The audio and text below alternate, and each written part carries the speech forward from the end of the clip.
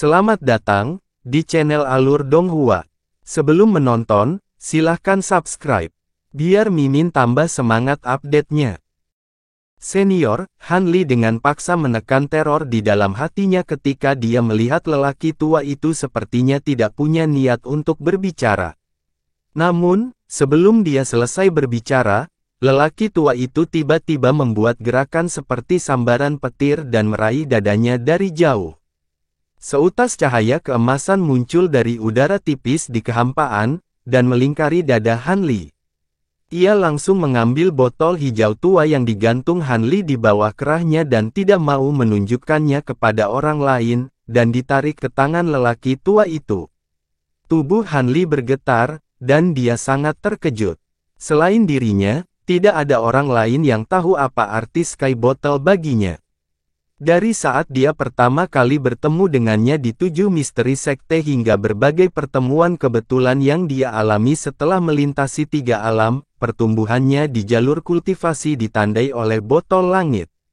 Dapat dikatakan bahwa tampaknya, dia tidak akan berada di tempatnya sekarang, dan bahkan sangat mungkin dia tidak akan bisa keluar dari lembah tangan Dewa Dr. Mo. Namun, saat menghadapi lelaki tua di hadapannya, Han Li seperti anak kecil yang menghadap gunung, dan dia bahkan tidak memiliki kemungkinan sedikit pun untuk melawan. Sekarang dia mengolah tubuh dan tekniknya, dan dia memahami hukum waktu, meskipun dia bisa menghadapi lawan yang alam kecilnya lebih tinggi darinya dengan kekuatannya pada saat ini, ketika menghadapi leluhur Dao yang merupakan alam besar yang lebih tinggi darinya, kultivator tertinggi di dunia abadi sejati, dan bahkan tokoh penting di pengadilan surgawi harus bersikap sopan padanya, semua metode tidak ada gunanya. Saat ini, Han Li hanya bisa menatap lekat-lekat pada lelaki tua itu dan botol hijau tua di tangannya. Ekspresi lelaki tua itu tenang saat dia memegang botol hijau tua itu dengan satu tangan, dan jarinya dengan lembut mengusap pola daun di botol itu. Seolah-olah dia telah melihat barang kesayangannya yang telah lama hilang, dan dia tidak mau melepaskannya untuk waktu yang lama. Setelah beberapa waktu, ekspresi lelaki tua itu tiba-tiba berubah, tetapi dia dengan cepat kembali normal. Han Li memperhatikan sedikit perubahan pada ekspresi lelaki tua itu, dan dia samar-samar merasa bahwa lelaki tua itu sedang berbicara dengan roh botol di botol langit. Kalau tidak, dia seharusnya tidak mengalami perubahan seperti itu. Setelah beberapa saat, lelaki tua itu tiba-tiba menghela nafas, dan dia menatap Han Li lagi. Dia hanya mengedipkan matanya dengan ringan, dan lapisan batasan yang ditempatkan pada tubuh Han Li secara otomatis terlepas dan menghilang. Han Li merasakan tubuhnya rileks, tapi dia tidak berani bergerak. Dia hanya memandang lelaki tua itu seolah sedang menghadapi musuh besar. Lalu, lelaki tua itu melakukan sesuatu yang mengejutkan Han Li. Dia mengangkat tangannya dan melemparkan botol hijau tua itu kembali ke Han Li. Han Li tidak tahu apa yang sedang terjadi. Dia tanpa sadar mengambil botol kecil di tangannya dan menatap lelaki tua itu dengan ekspresi bingung. Ekspresi lelaki tua itu tenang ketika dia perlahan berkata, botol langit ini akan menjadi semakin merepotkan di masa depan. Kehilangannya setelah mendapatkannya bertahun-tahun yang lalu mungkin bukan sebuah kemalangan, dan mendapatkannya kembali hari ini mungkin juga bukan sebuah berkah. Kuil 9 Yuan kami tidak dapat menerima harta karun ini. Jika Anda ingin menyimpannya, simpanlah. Ekspresi aneh muncul di wajah Han Li ketika dia mendengar kata-kata lelaki tua itu, tapi dia tidak ragu untuk meletakkan kembali botol langit di lehernya dan dengan hati-hati menyembunyikannya di pakaiannya. Han Li bingung dengan kata-kata lelaki tua itu, dan hatinya penuh keraguan, tapi dia tidak bisa membuka mulut untuk bertanya. Setelah beberapa lama, dia berkata, "Senior, dari apa yang kamu katakan, kamu tidak berencana membunuhku. Hari ini, kamu dapat meninggalkan kuil 9 Yuan dengan selamat, dan dalam waktu dekat, tidak ada kultivator dari kuil 9 Yuan yang akan memburumu. Namun, setelah itu, Anda masih menjadi sisa dari kuil samsara, dan termasuk dalam daftar hukuman surgawi di pengadilan surgawi. Jika kamu masuk ke Golden Origin Celestial Domain lagi, kamu pasti akan mati, kata lelaki tua itu sambil menatap Han Li. Saya tahu saya tidak boleh mengatakan apapun sekarang, tetapi saya masih berharap senior dapat memberitahu saya alasannya. Han Li bertanya setelah ragu-ragu sejenak. Beberapa hal ditentukan oleh karma. Sekalipun dipisahkan oleh dao reinkarnasi, itu tidak dapat diubah. Karena perputaran dao surgawi telah membawamu kepadaku, maka itu berarti aku harus melunasi hutangnya dan mengakhiri karma ini. Secerca ingatan muncul di wajah lelaki tua itu, dan dia ragu-ragu untuk waktu yang lama sebelum berbicara. Setelah Han Li mendengar penjelasan membingungkan lelaki tua itu, dia menjadi semakin bingung. Dengan wajah penuh keraguan, dia bertanya, "Senior, apakah kamu mengatakan bahwa kamu berhutang budi padaku?" Han Li yakin bahwa dia tidak pernah berinteraksi dengan leluhur lama kuil 9 Yuan di masa lalu, dan jarak antara alam mereka seperti langit dan bumi. Bagaimana dia bisa memberikan bantuan kepada leluhur lama? Alammu saat ini masih belum cukup, dan kamu hanya bisa melihat jalur dunia saat ini. Adapun keterikatan karma dalam reinkarnasi, biarpun ku beritahu, kamu tidak akan bisa memahaminya dalam waktu singkat. Singkatnya, setelah karma ini, hubungan antara aku dan kamu bisa terputus sama sekali, kata lelaki tua itu seolah-olah dia telah terbebas dari beban yang berat. Senior, maksudmu dalam proses reinkarnasi, ada seseorang yang berhutang budi padamu. Setelah itu, jiwa senior ini bereinkarnasi dan menjadi diriku. Ini sebenarnya balasan atas bantuan dari kehidupan sebelumnya. Hati Han Li tersentak saat mendengar itu, dan dia bertanya. Ketika lelaki tua itu mendengar itu, dia memandang Han Li dengan ekspresi aneh. Dia tampak sedikit terkejut. Namun, lelaki tua itu tidak memberikan jawaban apakah itu benar atau tidak. Sebaliknya, dia mengubah topik dan berkata, "Keluarkan pemakan abadi emas itu. Ada yang ingin kukatakan padanya."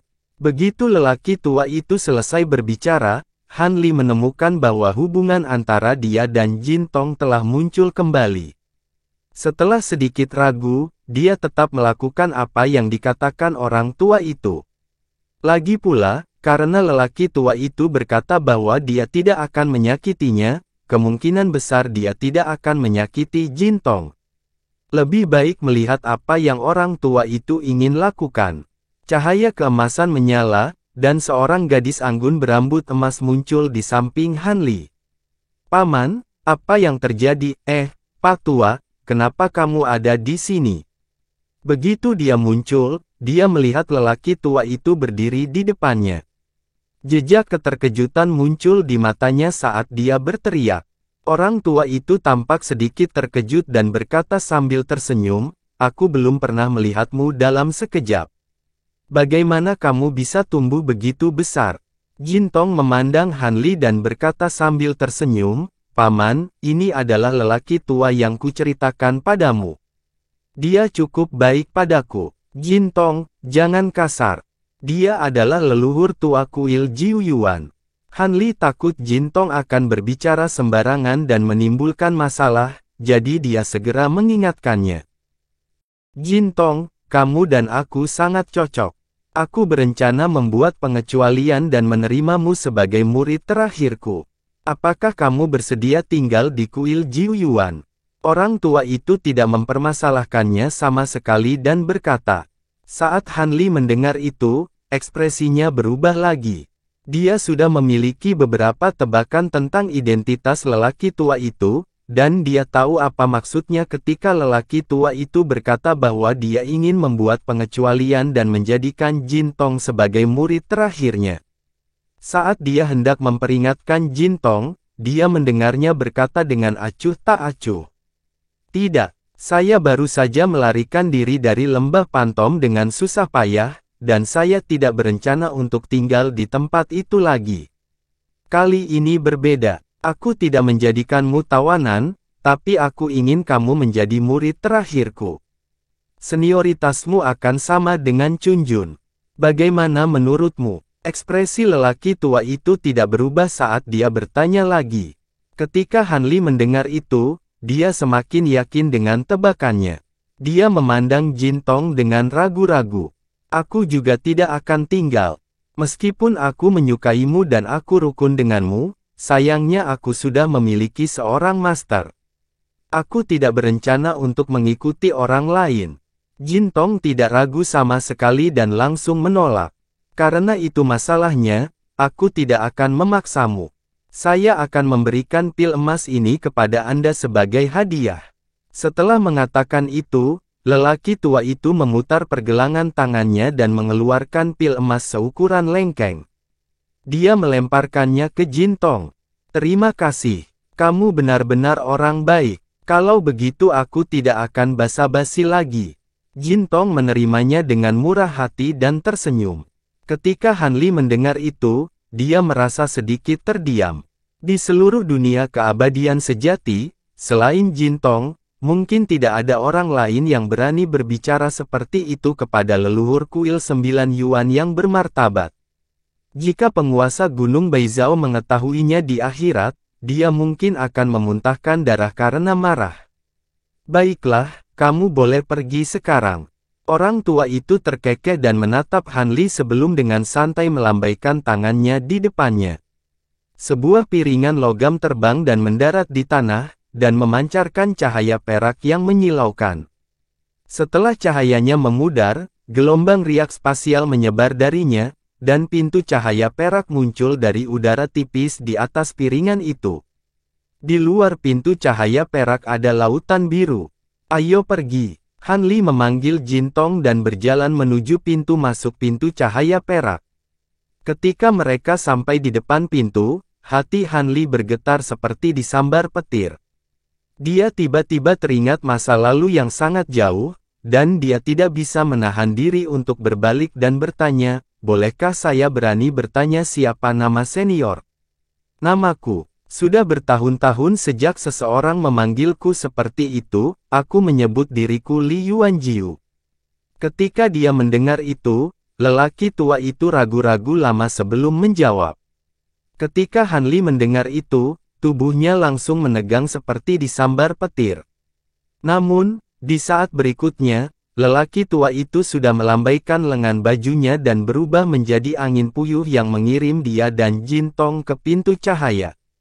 Saat Han Li bereaksi, dia sudah berada di atas laut biru. Peringatan lelaki tua itu terdengar di belakangnya. Cepat pergi, jangan masuk ke wilayah kuil 9 Yuan lagi.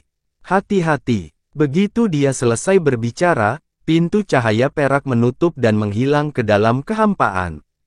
Jin Tong melihat sekeliling dan bertanya, Paman, apa yang harus kita lakukan sekarang?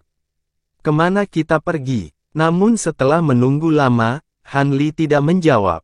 Ketika dia menoleh untuk melihat Han Li, dia menemukan bahwa Han Li masih memiliki ekspresi ketakutan di wajahnya, seolah-olah dia tidak mendengarnya sama sekali. Faktanya, saat ini, pikiran Han Li dipenuhi dengan 3 kata, Li Yuanjiu. Dia masih ingat ketika perjalanan rohnya terjadi, dia pernah memasuki tubuh yang saya sebut Ling Yunzi. Murid saya itu bernama Li Yuanjiu. Han Li juga ingat bahwa dia telah mengajarinya, teknik setan sejati asal, dan teknik setan surgawi, saat itu. Mungkinkah ini karma yang dibicarakan Li Yuanjiu? Tapi ketika dia memikirkan hal itu, dia merasa hal itu tidak mungkin terjadi. Dengan basis kultivasi Li Yuanjiu ketika dia mengajarinya, mustahil baginya untuk menemukan perjalanan rohnya. Bagaimana dia bisa mengenalinya sekarang? Pada saat ini, Han Li tiba-tiba teringat bahwa Li Yuanjiu sepertinya menyebutkan sebuah kata, reinkarnasi. Adapun jalan reinkarnasi, karena dikenal sebagai 3 hukum tertinggi bersama dengan ruang dan waktu, itu adalah hukum paling mendasar dan misterius di dunia ini. Dapat dikatakan bahwa 3.000 Tao besar dan segala sesuatu di dunia saling bergantung dengan 3 hukum tertinggi. Mereka saling terkait erat. Reinkarnasi telah menjadi hal yang tidak jelas sejak zaman kuno. Itu juga terkait dengan reinkarnasi dan reinkarnasi jiwa. Namun, kultivator abadi mengejar jalan keabadian, jadi mereka secara alami berharap untuk melarikan diri dari reinkarnasi.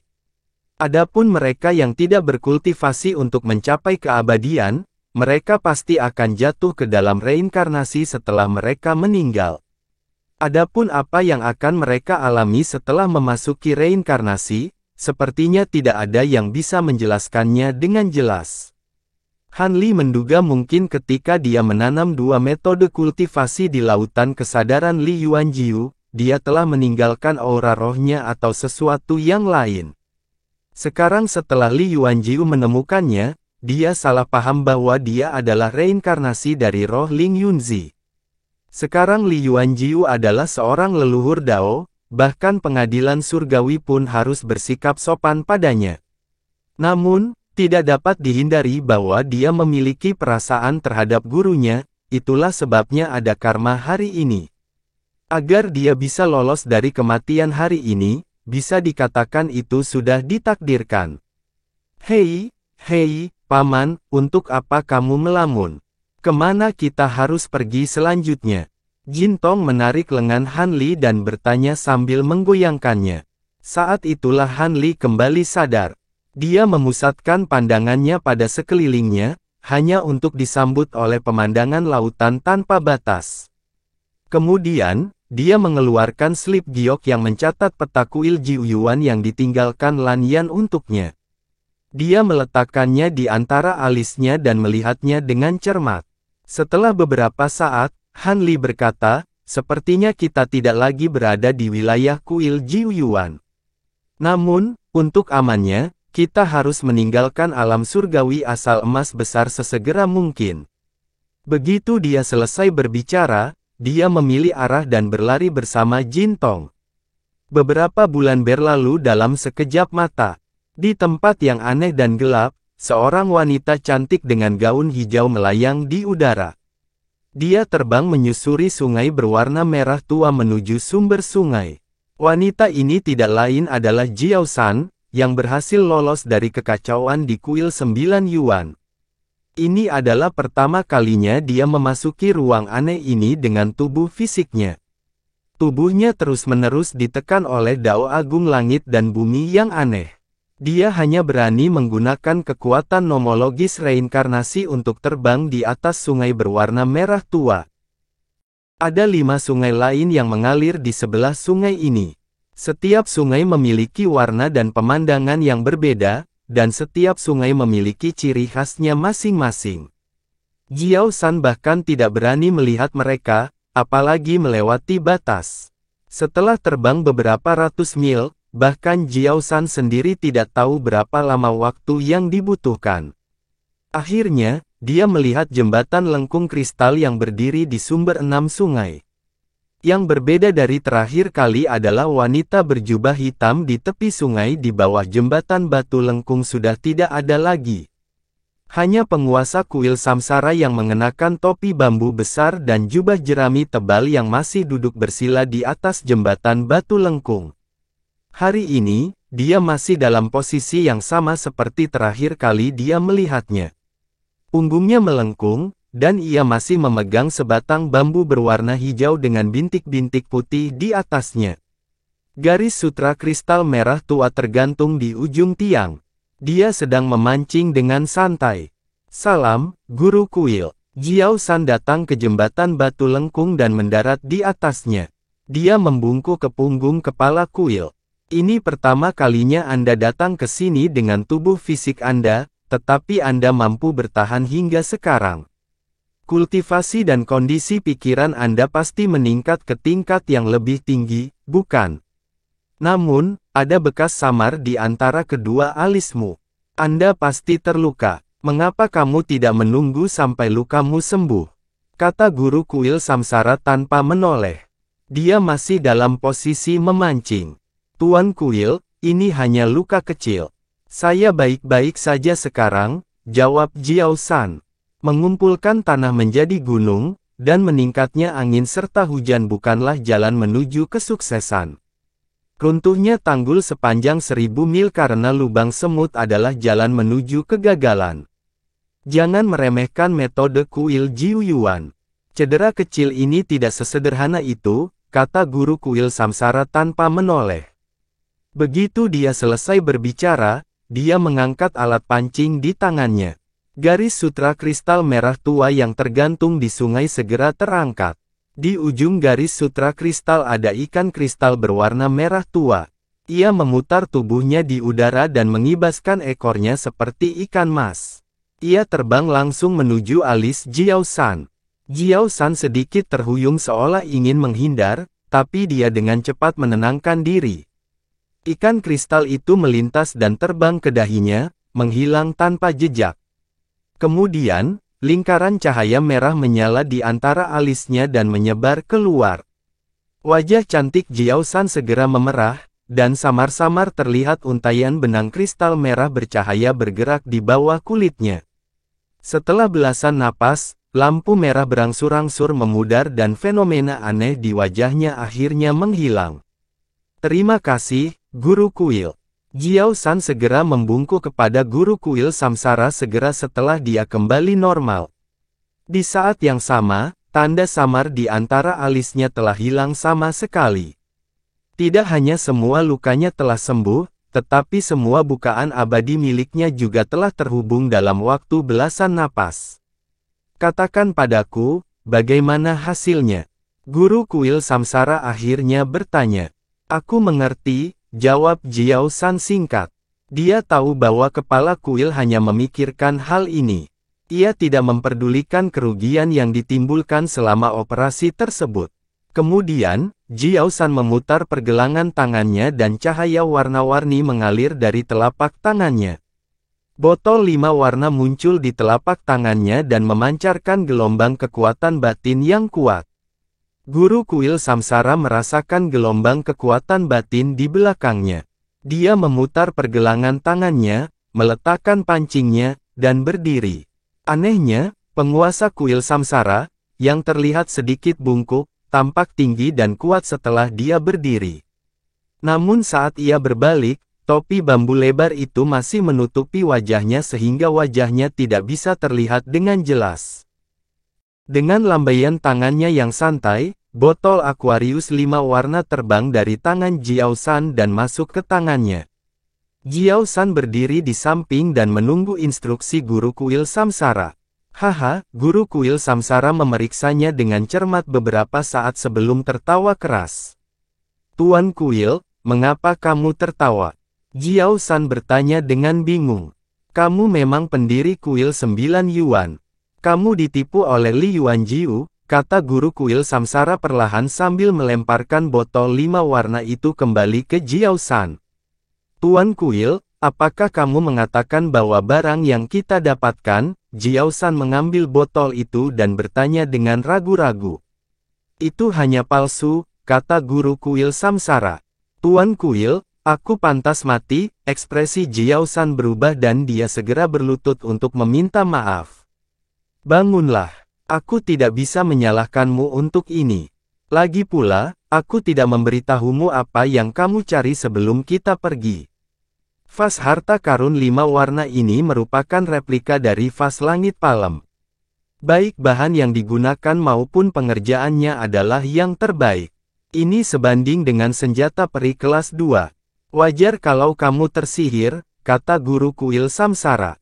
Tuan kuil, tolong beri kami kesempatan lagi. Kami pasti akan mengembalikan yang asli, kata Jiao San tanpa bangkit. Kau menyebabkan keributan besar kali ini. Bukan hanya kuil 9 Yuan, tapi seluruh alam surgawi asal emas harus berurusan denganmu. Kau tidak akan punya kesempatan untuk menyusup lagi. Terlebih lagi, karena Li Yuanjiu telah menunjukkan dirinya kali ini, fakta bahwa kalian semua dapat kembali dalam keadaan utuh adalah bukti sikapnya. Kita tidak bisa menutup mata terhadap hal itu, kata guru kuil samsara dengan suara rendah sambil berbalik. Tuan kuil, Apakah maksudmu Li Yuanjiu telah merencanakan agar kita berhasil melarikan diri? Mengingat hubungan antara kuil 9 Yuan dan pengadilan surgawi, mengapa dia melakukan itu? Jiao San bertanya dengan heran. Aku bisa memikirkan dua alasan. Pertama, dia ingin kita tahu bahwa kuil 9 Yuan miliknya tidak ingin melawan kita sampai mati. Kedua, dia ingin menggunakan kesempatan ini untuk membuktikan bahwa dia tidak bersalah, kata guru kuil samsara. Pengadilan surgawi menerima nasihat Huo Yuan dan mengirim utusan abadi Feng Tian ke kuil 9.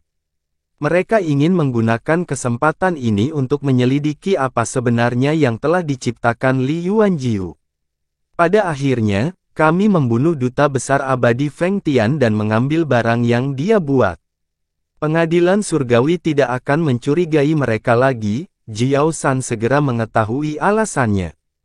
Li Yuanjiu pandai bersembunyi. Banyak kekuatan besar yang mendambakan botol surgawi, tetapi mereka kehilangannya setelah bertahun-tahun mencarinya.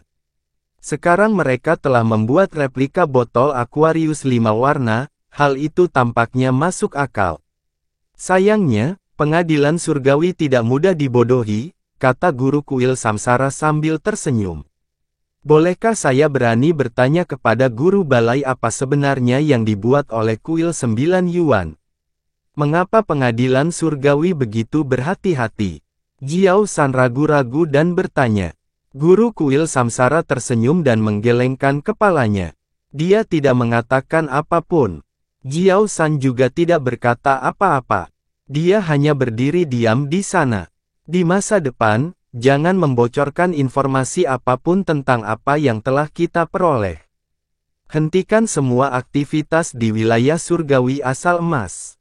Biarkan wilayah surgawi di sekitarnya menjadi lebih aktif, kata guru kuil samsara setelah beberapa saat. Mata Jiao San berkedip kebingungan saat mendengar ini. Tidak peduli apa yang telah dibuat oleh kuil 9 Yuan, pengadilan surgawi hanya dapat berspekulasi selama tidak ada informasi yang konkret. Semakin curiga mereka, semakin mereka bermusuhan dengan kuil 9 Yuan, lanjut guru kuil samsara. Ya Master, Jiao San tiba-tiba menyadari dan menjawab. Ingat, begitu benih kecurigaan ditanam, mereka akan bertunas dan tumbuh lebih kuat. Ini adalah hal yang baik bagi kita.